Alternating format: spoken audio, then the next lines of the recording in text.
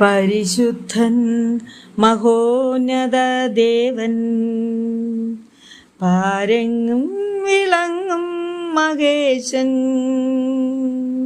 സ്വർഗീയ സൈന്യങ്ങൾ വാഴ്ത്തി സ്തുതിക്കുന്ന സ്വർലോകരാജനാം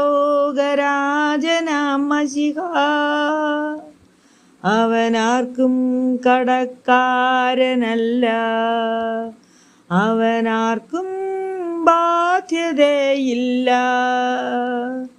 അവനൊപ്പം പറയാനാരുമേയില്ല, അവരെ പോലാരാധ്യനില്ല.